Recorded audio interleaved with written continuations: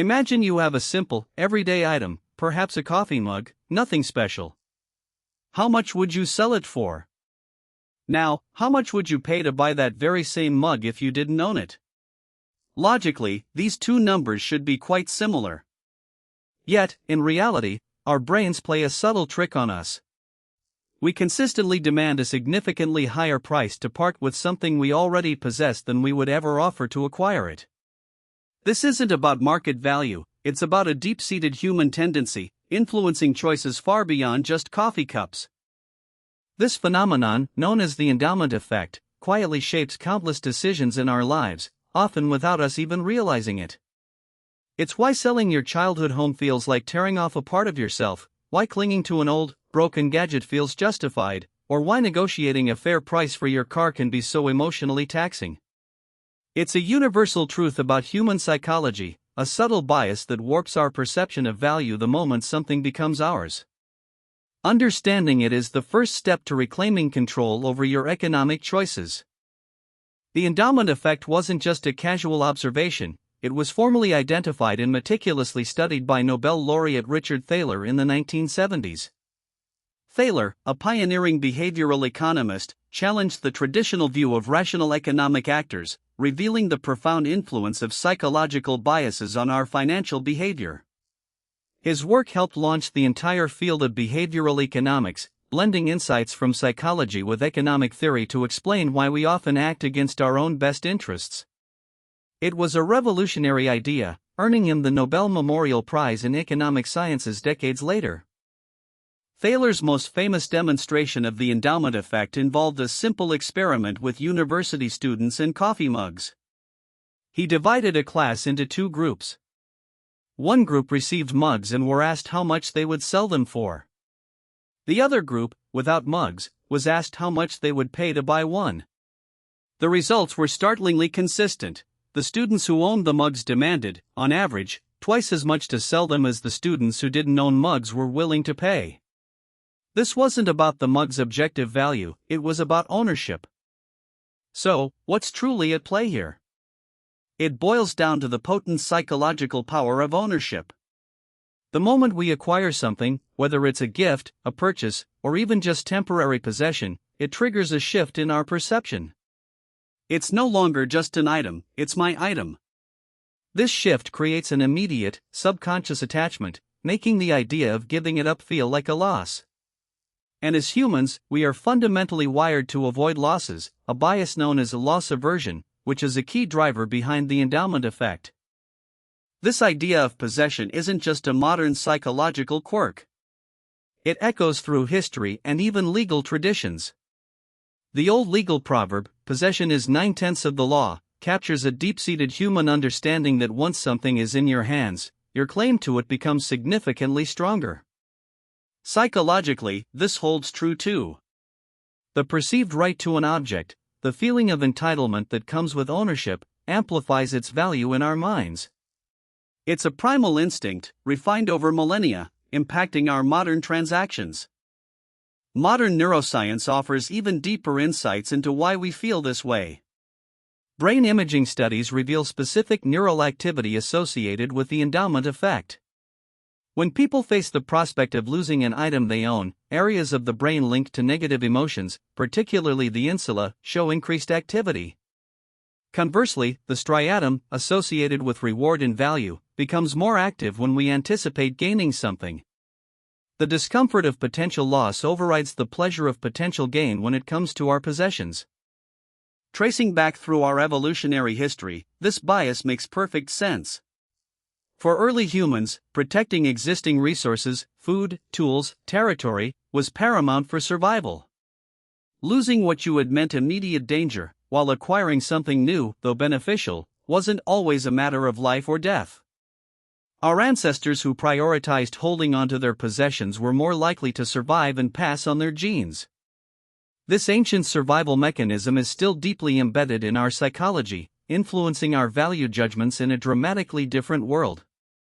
Beyond mere possession, emotional connection further amplifies the endowment effect.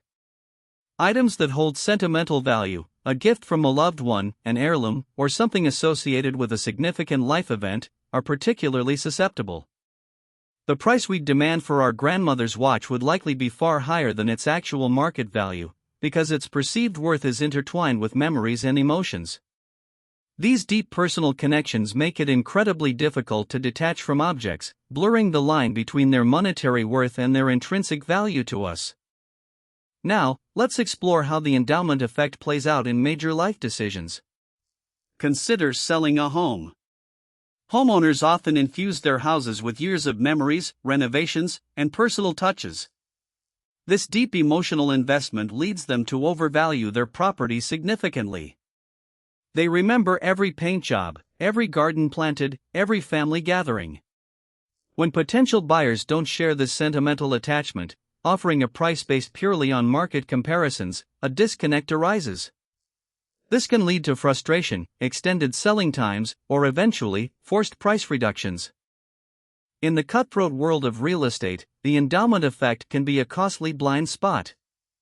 Sellers, convinced their unique granite countertops or custom-built deck add immense value, often set prices too high, driving away potential buyers.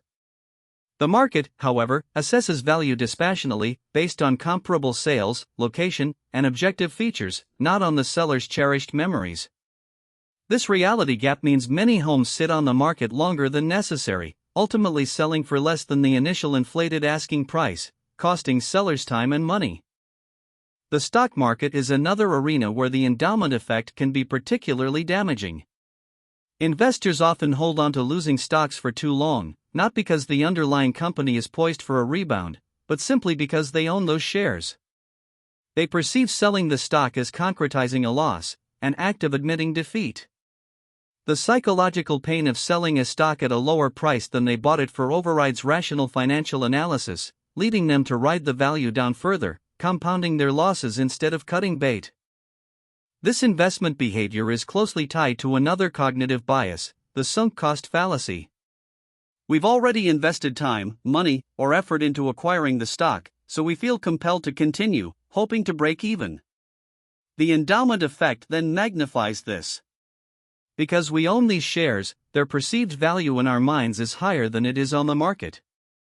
This potent combination creates a powerful emotional barrier to making objective, rational investment decisions, costing many investors significant portions of their portfolios.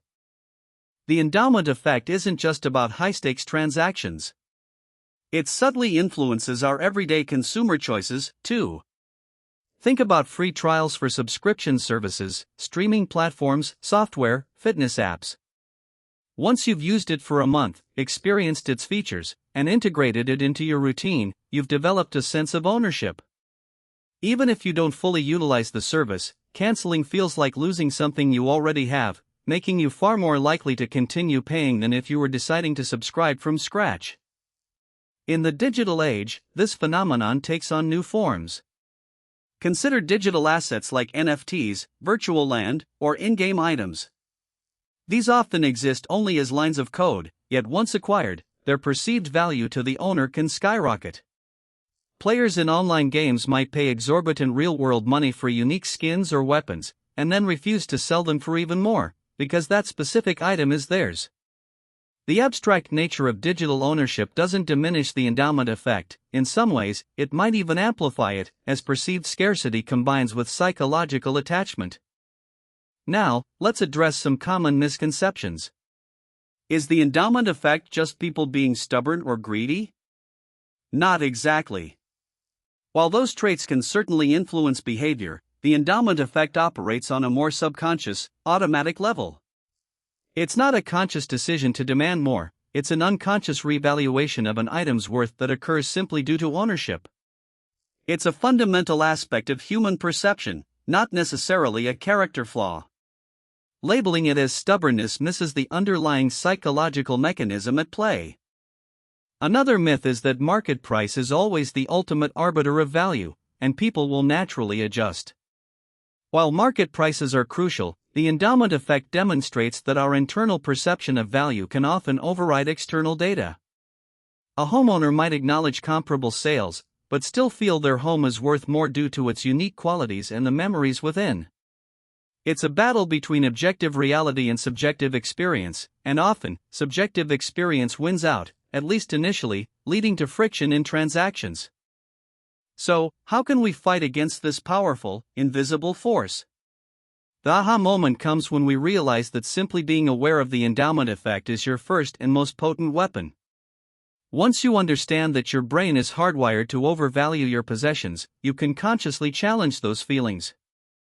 It's not about suppressing emotion entirely, but about layering rational thought on top of an automatic psychological reaction. This awareness allows you to pause, reflect, and apply strategies to make more objective decisions. One of the most effective strategies is to consciously shift your perspective. Before selling an item or holding onto a stock, ask yourself, if I didn't already own this, how much would I pay to acquire it right now? Or, if someone offered me this item today for the price I'm asking, would I buy it? This simple mental exercise helps you disengage from the owner mindset and adopt the buyer's perspective, forcing a more realistic evaluation. It detaches the emotional strings that inflate perceived value.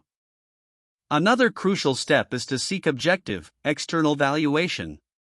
When selling a home, consult multiple real estate agents for appraisals, and research comparable sales in your area thoroughly. For investments, rely on fundamental analysis, expert opinions, and market data, not your gut feeling about a stock you already own. Detach from personal sentiment and lean into hard data. This doesn't mean ignoring your intuition entirely, but rather grounding it in verifiable facts and figures before making a commitment. Consider the opportunity cost. If you hold on to a depreciating asset, or cling to an overpriced item, what are you losing out on? That money tied up in an unsellable item or a failing stock could be invested elsewhere, yielding better returns, or spent on something truly valuable to you. By shifting your focus from the perceived loss of selling to the potential gain of reinvesting or reallocating, you can reframe the decision in a more productive light. What else could that resource be doing for you? A proactive approach is pre-commitment. This involves deciding on your selling price or exit strategy before you fully acquire ownership or become too emotionally attached. For example, when buying a stock, decide on a stop-loss price beforehand, and stick to it regardless of how you feel once you own it. When considering a subscription, set a calendar reminder to cancel before the trial ends, unless you've consciously decided to keep it. This creates a rational boundary before the endowment effect can kick in. Overcoming a deeply ingrained psychological bias isn't something you master overnight. It requires conscious effort and practice. Start with smaller items. The next time you're about to sell an old gadget or donate an unused item, consciously apply these strategies. Imagine you're buying it. Look up its actual market value. Consider what you could do with the space or money instead. The more you practice these mental shifts, the more naturally you'll be able to apply them to bigger decisions, like your home or investments. Ultimately, managing the endowment effect is about cultivating a healthier sense of detachment from your possessions, at least when it comes to their transactional value. It's not about becoming cold or uncaring about your belongings, but about recognizing when emotional connections are clouding your judgment about their objective worth. This art of detachment allows you to distinguish between sentimental value, which is priceless to you, and market value, which is crucial for making smart financial decisions. The implications of understanding the endowment effect extend far beyond mere price tags. It encourages a deeper introspection into what truly holds value for us. Is it the item itself, or the memories and feelings we've attached to it? This distinction empowers us to make more intentional choices about what we acquire, what we keep, and what we let go of. It's about aligning our external actions with our internal values, rather than being swayed by unconscious biases that don't always serve our best interests. In the marketplace, being aware of the endowment effect transforms you into a smarter, more discerning consumer. You'll be less susceptible to marketing tactics that aim to create a sense of ownership even before you've purchased something. You'll approach negotiations with a clearer head, less swayed by your own biases or those of the other party. This knowledge equips you to navigate sales, purchases, and investments with greater objectivity, leading to better outcomes for your wallet and your peace of mind. Richard Thaler's groundbreaking work didn't just win him a Nobel Prize, it gave us a language to describe and understand some of the most irrational aspects of human economic behavior. The endowment effect is a powerful reminder that we are not perfectly rational actors, but rather creatures of habit, emotion, and deep-seated evolutionary biases. Recognizing this isn't a weakness, it's a superpower. It's the key to making conscious, informed decisions rather than being passively driven by our subconscious programming. So, what's your next step? Begin by observing your own reactions. The next time you're about to sell something, or debating whether to keep an item you rarely use, pause. Feel the pull of ownership, the reluctance to let go. Then, consciously apply one of the strategies we've discussed, shift your perspective, get an objective valuation, consider the opportunity cost, or remember your pre-commitment. Each small act of awareness strengthens your ability to see past the illusion of inflated value. Mastering the endowment effect isn't just about avoiding a bad deal on a coffee mug, it's about making a lifetime of better financial and personal choices. It's about recognizing the subtle forces that influence our perception of value, empowering us to act with greater clarity and purpose. By understanding this fundamental bias, you gain a significant advantage in navigating a world designed to appeal to our subconscious impulses. You move from being a passenger in your decisions to being the conscious driver, steering towards your true goals.